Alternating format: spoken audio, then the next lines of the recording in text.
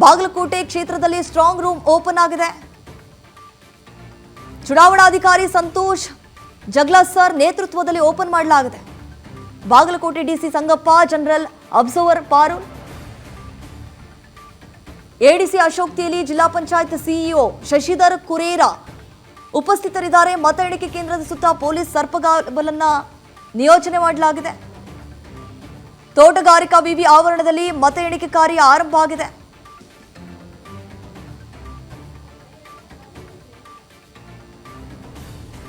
ನೋಡಿ, ಈಗಾಗಲೇ strong room ಅನ್ನ ಓಪನ್ ಮಾಡೋದಕ್ಕಂತ ಹೇಳಿ ಅಧಿಕಾರಿಗಳು ಕೂಡ ಧಾವಿಸಿದ್ದಾರೆ. ಬಹಳಷ್ಟು ಕಟ್ಟುನಿಟ್ಟಿನ ಕ್ರಮವನ್ನು ಅಲ್ಲಿ ಕೈಗೊಳ್ಳಲಾಗಿದೆ. ಇನ್ನೇನು ಕೆಲವೇ ಹೊತ್ತಿನಲ್ಲಿ ಮತ ಎಣಿಕೆ ಕೂಡ ಆರಂಭ ಆಗುತ್ತೆ. ಮತದಾರ ಪ್ರಭು ಇವತ್ತು ಅಭ್ಯರ್ಥಿಗಳ ಭವಿಷ್ಯವನ್ನ ಬರೆಯಲಿದ್ದಾನೆ. ಎರಡೂ ಕ್ಷೇತ್ರ ಬಹಳ ಹೈ ವೋಲ್ಟೇಜ್ ಆಗಿದೆ. ಒಂದು ಕಡೆ ಬಿಜೆಪಿ ನಾಯಕರು ಶತಾಯಗತಾಯವಾಗಿ ಗೆಲ್ಲಲೇಬೇಕು ಅಂತೇಳಿ ಸಾಕಷ್ಟು ರೀತಿಯಾದಂತಹ ರಣತಂತ್ರವನ್ನು ಕೂಡ ಹೆಣೆಯುವಂತಹ ಕೆಲಸ ಆಯಿತು ಬಿಜೆಪಿ ನಾಯಕರಿಂದ. ಮತ್ತೊಂದು ಕಡೆ ಕಾಂಗ್ರೆಸ್ ನಾಯಕರು ಕೂಡ ಬಿರುಸಿನ ಪ್ರಚಾರ ಆಗಿರಬಹುದು, ಅವರು ಸಾಕಷ್ಟು ರೀತಿಯಾದಂತಹ ಕಾರ್ಯತಂತ್ರವನ್ನು ಕೂಡ ಹೆಣೆದಿದ್ದಾರೆ. ಹೇಗಾದರೂ ಮಾಡಿ ಎರಡೂ ಕ್ಷೇತ್ರದಲ್ಲಿ ಒಂದು ಸಮರ್ಥ ಶಾಮ್ನೂರ್, ಮತ್ತೊಂದು ಕ್ಷೇತ್ರದಲ್ಲಿ HY ಮೇಟಿ ಅವರ ಪುತ್ರ ಆಗಿರುವಂತಹ ಉಮೇಶ್ ಮೇಟಿಯನ್ನ ಗೆಲ್ಲಿಸಲೇಬೇಕು ಅಂತ ಹೇಳಿ ಪಣ ತೊಟ್ಟಿದ್ದಾರೆ. ಇತ್ತ ಬಿಜೆಪಿ ಕೂಡ ಕಾಂಗ್ರೆಸ್ ವಿರೋಧಿ ಅಲಿಯ ನಡುವೆ ಗೆಲ್ಲುವಂತಹ ವಿಶ್ವಾಸವನ್ನು ಕೂಡ ವ್ಯಕ್ತಪಡಿಸಿದ್ದಾರೆ.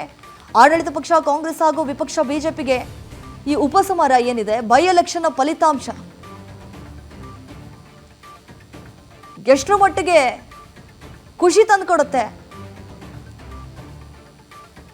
ಹಾಲಿ ಶಾಸಕರ ಸಾವಿನಿಂದ ತೆರವಾಗಿರುವಂತಹ ದಾವಣಗೆರೆ ದಕ್ಷಿಣ ಹಾಗೂ ಬಾಗಲಕೋಟೆ ಕ್ಷೇತ್ರ ಏನಿದೆ, ಎರಡನೇ ಬಾರಿಗೆ ಬೈ ಎಲೆಕ್ಷನ್ ಚುನಾವಣೆಯಾಗಿತ್ತು. ಕಾಂಗ್ರೆಸ್ ಅಧಿಕಾರ ಚುಕ್ಕಾಣಿ ಹಿಡಿದ ಸುಮಾರು 3 ವರ್ಷಗಳ ಹೊಸ್ತಿಲಲ್ಲಿ ಉಪಚುನಾವಣೆ ಆಗಿದೆ. 3 ವರ್ಷದಲ್ಲಿನ ಸರ್ಕಾರದ ಕಾರ್ಯವೈಖರಿ, ಏನೆಲ್ಲ ಕೆಲಸ ಮಾಡಿದ್ದಾರೆ, ಏನೆಲ್ಲ ಅಭಿವೃದ್ಧಿ ಕಾರ್ಯಗಳನ್ನು ಮಾಡಿದ್ದಾರೆ, ಈ ಉಪಸಮರದ ಮೇಲೆ ಹೇಗೆ ಪರಿಣಾಮ ಬೀರುತ್ತೆ, ಜನರು ಒಪ್ಕೊಳ್ತಾರ ಈ ಬಾರಿ ಆದರೂ ಅಥವಾ ಕೈ ಕೊಡ್ತಾರ, ಬಿಜೆಪಿಗೆ ಜೈ ಅಂತಾರ, ಕಾಂಗ್ರೆಸ್ಗೆ ಜೈ ಅಂತಾರ ಅನ್ನೋದೇ ಈಗ ಕುತೂಹಲ. ಕಾಂಗ್ರೆಸ್ನಲ್ಲಿ ವಿರೋಧಿಯಲ್ಲಿ ಇದೆಯೋ ಇಲ್ವೋ ಅನ್ನುವಂತಹ ಸಣ್ಣದಾದಂತಹ ಸಂಕೇತವನ್ನು ಕೂಡ ಇದು ನೀಡುತ್ತೆ ಇವತ್ತು. ಹಾಗಾಗಿ ರಾಜ್ಯ ಕಾಂಗ್ರೆಸ್ ಸರ್ಕಾರಕ್ಕೆ ಇದು ಎರಡನೇ ಉಪಸಮರ. ಇನ್ನೇನು ಮತ ಎಣಿಕೆ ಕಾರ್ಯ ಕೆಲವೇ ಹೊತ್ತಿನಲ್ಲಿ ಆರಂಭ ಆಗುತ್ತೆ. ಸೊ ದಾವಣಗೆರೆಯಲ್ಲಿ ಈ ಬಾರಿ ಗೆಲ್ಲೋದು ಯಾರು, ಈ ಕೋಟೆಯನ್ನು ಉಳಿಸಿಕೊಳ್ಳಲು, ಯಾಕಂತಂದ್ರೆ ನಾನಾ ರೀತಿಯಾದಂತಹ ಕಸರತ್ತನ್ನು ನಡೆಸಿದ್ರು.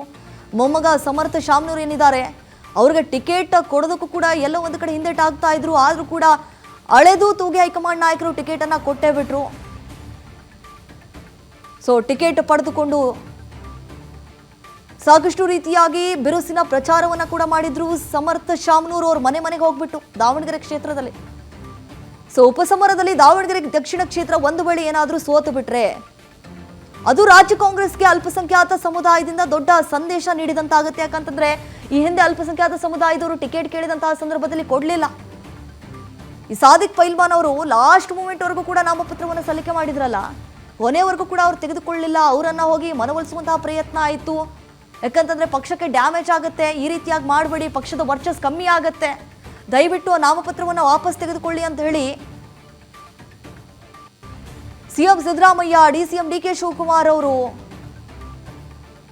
ಎಲ್ಲರೂ ಕೂಡ ಮನವೊಲಿಸುವಂತಹ ಪ್ರಯತ್ನಕ್ಕೆ ಮುಂದಾದರೂ ಇದೇನಾದರೂ ಈ ಕಾಂಗ್ರೆಸ್ಗೇನಾದರೂ ಹೊಡೆತ ಬೀಳಬಹುದಾ ಅನ್ನುವಂತಹ ಪ್ರಶ್ನೆ.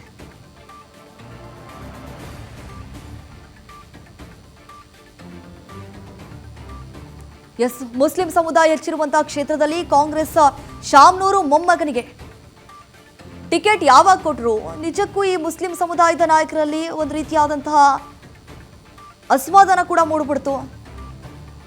ಸೊ ಇವತ್ತು ದಾವಣಗೆರೆ ಕ್ಷೇತ್ರದಲ್ಲಿ ಏನು ಮತದಾರ ಪ್ರಭುಗಳು ಯಾರ ಕೈ ಹಿಡಿಯಲಿದ್ದಾರೆ ಯಾಕಂತಂದ್ರೆ ಬಿಜೆಪಿ ಕ್ಯಾಂಡಿಡೇಟ್ ಕೂಡ ಬಹಳ ಸ್ಟ್ರಾಂಗ್ ಇದ್ದಾರೆ. ದಾಸ ಕರಿಯಪ್ಪನವರು, ಅವರು ಹಲವಾರು ರೀತಿಯಾದಂತಹ ಅಭಿವೃದ್ಧಿ ಕಾರ್ಯಗಳನ್ನು ಮಾಡಿದ್ದಾರೆ.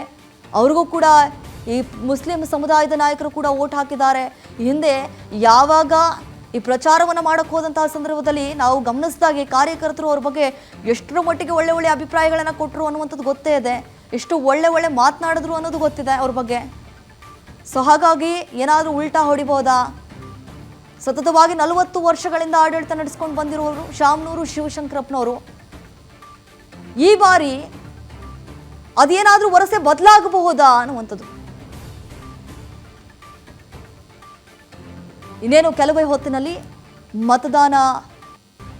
ಮತ ಎಣಿಕೆ ಆರಂಭಗೊಳ್ಳುತ್ತೆ. ಮತ್ತೊಂದು ಕಡೆ ಹೈ ವೋಲ್ಟೇಜ್ ಕ್ಷೇತ್ರ ಅಂದರೆ ಬಾಗಲಕೋಟೆ, HY ಮೇಟಿ ಅವರಿಂದ ತೆರವಾಗಿರುವಂತಹ ಕ್ಷೇತ್ರಕ್ಕೆ ಅವರ ಮಗನಿಗೆ ಟಿಕೆಟ್ ಅನ್ನು ಕೊಡಲಾಯಿತು.